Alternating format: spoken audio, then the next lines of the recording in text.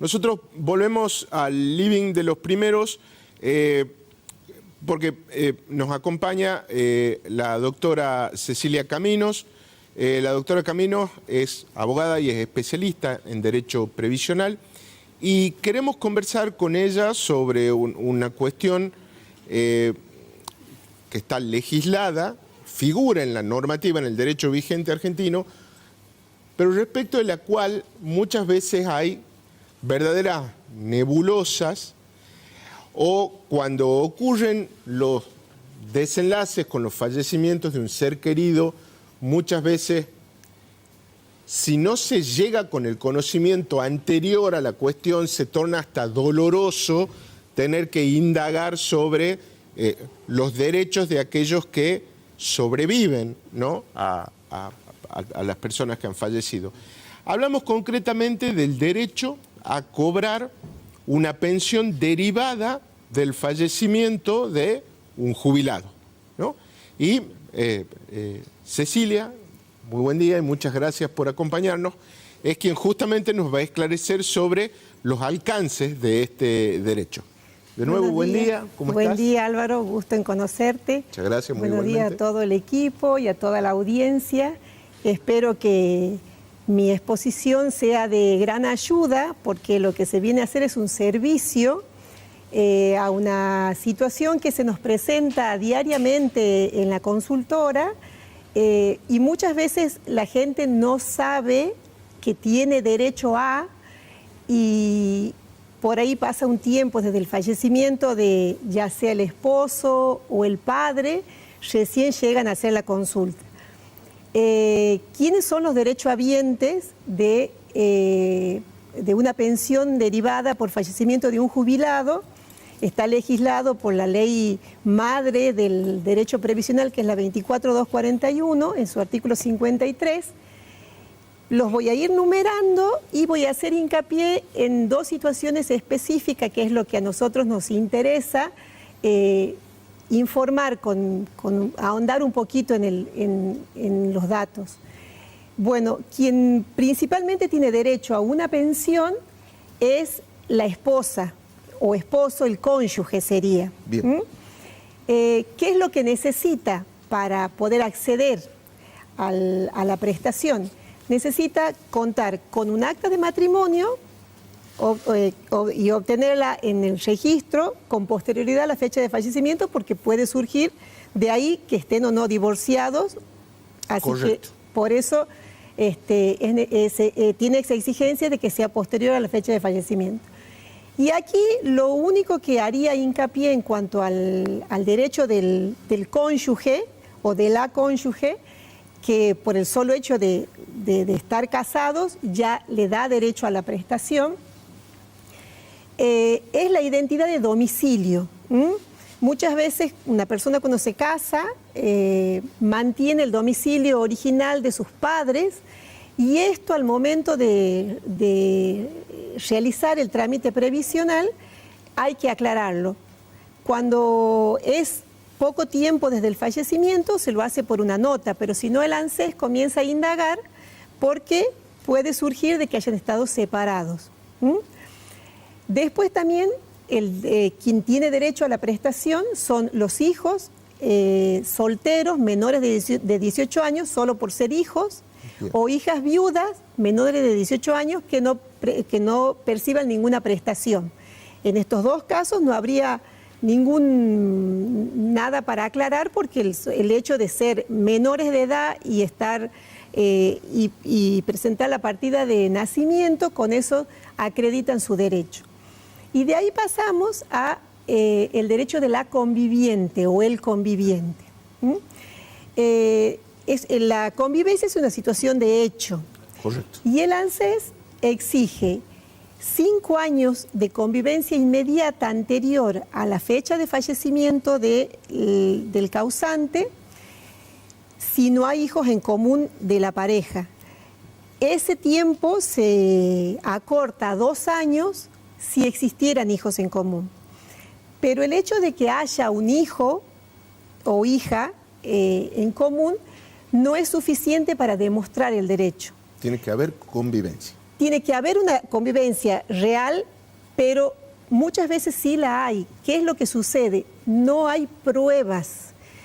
Porque aquí estamos hablando nosotros, si bien la ley se la hace en Buenos Aires y por ahí los requisitos que se exigen tienen que ver con una situación de una ciudad en donde son otras las realidades, no es muchas veces la realidad de nuestro interior, donde esta situación de hecho es muy común. En su normativa, la ANSES sugiere o pide que se presenten pruebas como, por ejemplo, un resumen de tarjeta de crédito o un seguro de vida o algún servicio. O un servicio que acredite la identidad del domicilio. Exacto. Muchas veces estas pruebas la gente no alcanza a contar con ella por su situación socioambiental. O sea, hay gente que vive en el interior, que no son dueños de la propiedad o que les prestan la propiedad, o bien la luz, sabemos que muchas veces la luz la comparten entre varios, entonces se les dificulta conseguir esa prueba. Lo que yo sugiero, como en base a muchos casos que se me plantearon, es, por un lado, recurrir a la policía y hacer un certificado de convivencia, por lo menos 2 veces al año, en donde ambas personas, todavía el causante está con vida, presentarse y hacer una exposición donde se dice que ellos conviven de hace tantos años. Correcto. Después, muchos jóvenes tramitan esos certificados, por ejemplo, cuando solicitan el otorgamiento de una vivienda del Estado. Exactamente. ¿No? Entonces, bueno, no hay cupo para solteros, digamos. Exactamente. Bueno, todo eso, Álvaro, es prueba.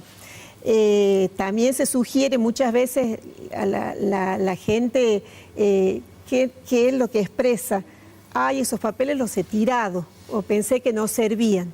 Todo eso hay que guardar. Cuando son situaciones así, hay que guardar esa documentación, porque eso después, de eso va a depender de que se otorgue o no el beneficio. También tenemos nosotros la unión convivencial que se realiza en el registro civil, que también es una prueba fehaciente de donde surge que el causante también expresó su voluntad de convivir. Correcto. Y esto es de mucho valor. En el código anterior recibí ese nombre bastante poco agradable al oído, que era el concubinato. Claro. ¿Verdad? Y ahora se llama unión convivencial. Unión convivencial. Y también en el mismo ANSES tenemos nosotros lo que se llama la acreditación de datos personales. Entonces, cualquier jubilado puede sacar un turno y dejar asentada su convivencia. Correcto. Esa convivencia, si bien no le da el derecho de forma inmediata, porque en eso la conviviente o el conviviente no está a la misma altura de un esposo, porque aún así, después de muchos años de convivencia, le cuesta, tiene que probar su derecho. Ya es como un antecedente de que hubo una voluntad del causante de expresar. Primer gran consejo, documentar la convivencia. Exactamente. Ejemplo, por ahí gente del interior o gente que no cuenta como te digo, con tarjeta de crédito, teléfono. Con un seguro. Por ejemplo, sabemos que los jubilados no cuentan con servicio de sepelio, entonces ellos tienen que contratar por su parte un servicio de sepelio, porque lo que la ANSES paga es una ayuda al fallecer, pero esa ayuda no llega a cubrir lo que vale realmente un servicio de sepelio. Eso es una prueba, cuando el titular se inscribe y pone dentro de sus beneficiarios a su conviviente. Entonces eso sería un dato importante a tener en cuenta. Y también boletas de compra de electrodomésticos, donde siempre que surja el domicilio. Pero sobre todo, Álvaro, hacer constar en el documento la identidad del domicilio. O sea, eso es de mucho valor, que en el documento de ambos, ya cuando la persona está fallecida, su documento pasa a ser el acta de defunción, y la del titular que solicita coincida. Última cuestión, querida Cecilia, el caso de los hijos que sufren alguna discapacidad. Perfecto. Bueno, como último dejé también el tema de los hijos discapacitados. El hijo discapacitado mayor de 18 años, hijo o hija, tiene derecho a la pensión siempre y cuando se den dos circunstancias. Contar con el porcentaje de incapacidad, tiene que contar con un 66% de incapacidad. Este porcentaje de incapacidad es reconocido por la Comisión Médica de la Superintendencia de Riesgo de Trabajo. Cuando uno inicia el trámite ante ANSES, ANSES emite un turno de comisión médica que lamentablemente suele ser de aquí a dos meses, o sea, tarda en que nos den el turno y después tarda en que emitan el dictamen. Correcto. Depender económicamente. Correcto. Depender económicamente de los padres. En el año 2021, a fines del 2021, sale una resolución ministerial donde se le reconoce el derecho a la percepción por el fallecimiento de ambos padres. Perfecto. O sea, que un hijo discapacitado puede acceder a la pensión de ambos padres. Ahora, hay una situación muy particular, hago un pequeño paréntesis, que es cuando queda uno de los cónyuges con un hijo discapacitado, generalmente inicia la pensión solo por él. Aún estando el hijo discapacitado, lo inicia solo por él. Y recién cuando ese segundo papá o mamá fallece, recién los familiares tienden a ayudar al hijo a realizar el trámite. Bueno, lo que se sugiere es que ante el fallecimiento del primer padre, progenitor, ya se genere en forma conjunta la pensión entre el papá, la pareja superviviente y el hijo. Y el hijo discapacitado. Correcto. ¿Por qué? Justamente por lo que acabo de decir. Lleva mucho tiempo en realizarse la revisación en la comisión médica, después eso pasa a dictamen de la comisión médica. Una vez que sale el dictamen, se notifica a ANSES, ANSES hace una evaluación para demostrar la dependencia económica, eso va a un área jurídica y estamos hablando de 6-7 meses, en donde ese hijo que dependía de su mamá y como no cobraba por él, queda desprotegido y a cargo de familiares. Entonces el consejo o lo que se sugiere es que ante esta situación se inicie en forma conjunta. La simultaneidad. Exactamente. Ya él va a contar con un certificado de discapacidad, con un dictamen de discapacidad. Entonces, ya al fallecer su segundo progenitor, ese dictamen ya le vale para cubrir este otro trámite y mientras tanto, él como cobra una parte de la pensión, va a Solo tiene que ampliarla. Exactamente, eso se llama acrecimiento, derecho a crecer se llama, que también es un trámite que se hace en el ANSES para que la parte que cobraba su mamá le pase al discapacitado. Cecilia, muchísimas gracias. Bueno.